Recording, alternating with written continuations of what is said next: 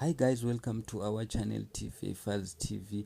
We are back again with the latest gossip. Nyaya dziri kupisa dziri kutenderera pasocial media.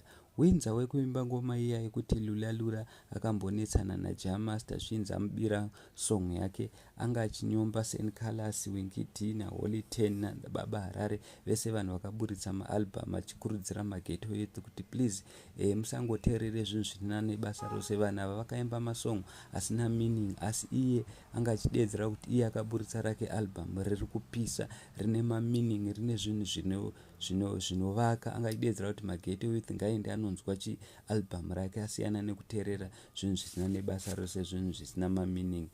Anga achizvitaura pavhidhiyo yake yaaita.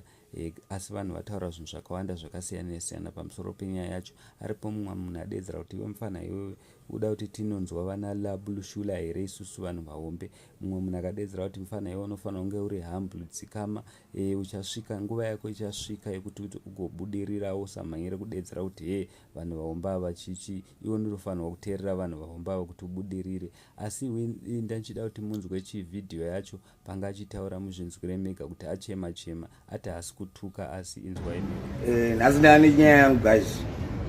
Anzviri mwana asingacheme anofira mbereko. But ndandine chikumbiro kumageto youth nemadzikoma angu, vamwe vaimbi vari kumberi kwangu vakatanga kuimba kudhara asati ndakupinda mumangoma. Tine vamwe vakabva kubudisa mabhama, vana mukoma vedu vakashanda zviro kwazvo. Ini ndiri fana zangu dzimwe dzenguva handingazoti ndifanane pawa nemadzikoma angu. But nyaya yangu iri panapa ndeyekuti imemise mageto youth imboendai pasi mutore mabhama akaburitswa ese kubva kunani zvake akaimba. Mombonotororo rangu neudiki hwangu handinawo.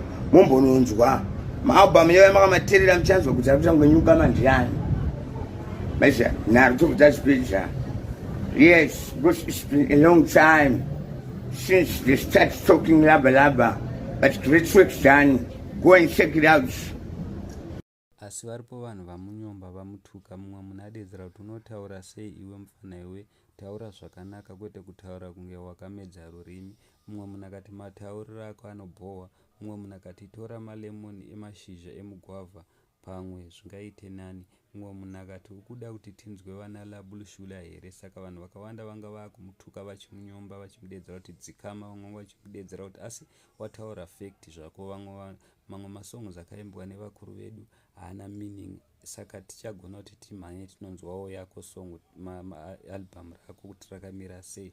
Saka ndonyanga tauya nayo guys kuti tisiko kuupdate. Hai vanhu vangochema nokuti iwe mufana iwe kana uda kuti tinzwe album rako zama kutaura zvakanaka kwete kutaura kunge wakamedza rurimi.